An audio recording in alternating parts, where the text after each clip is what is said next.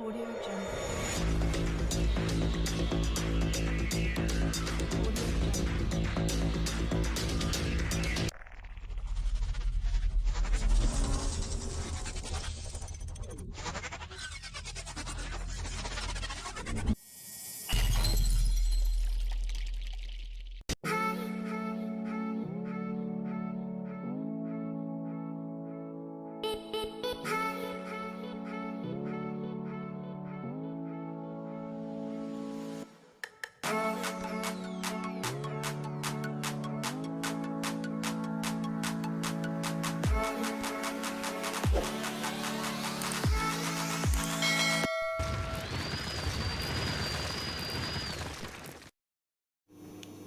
Hello guys, welcome to my blog. Now I will teach you to how to off the buzzer sounds. For example, for the disable, if you have disable in the panel, they have always beeping sound because of the disable. For the trouble, they will give sounds also, and for the file, usually they'll give fire sounds. So now we will disable sounds. For any disabled device, they will make sounds, beeping, every time beeping, beeping. So some clients complain about that one, the noise of the panel. So you need to disable the sounds of the disabled. Okay, make off. So look at this one. You go menu, then Terra, user code, etc. Config, then they have buzzer. So they have three options for disable, fault, and fire.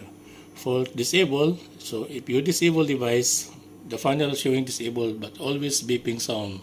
But this one now have disabled, but the disable mode is off condition. Okay, but the fault and fire is on condition. Now I will show you how to go. For example, disable. So disable now is on off condition, just showing on. If you press on this one, they will come in sounds on. The panel is always beeping sound for like this. Enter.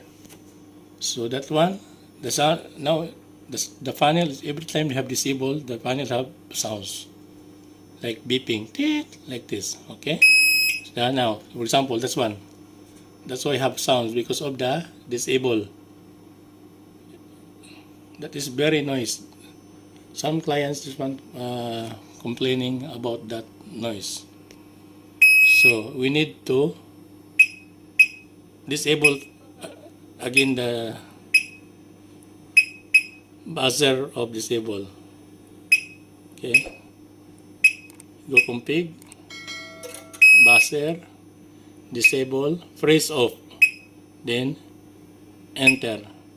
Okay, for fault also same, but this one fault now is off condition, and the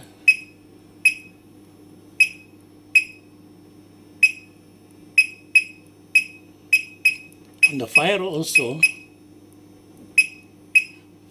buzzer also is on condition. That's why on off showing. If you press this one, it will off. Okay, that's all guys.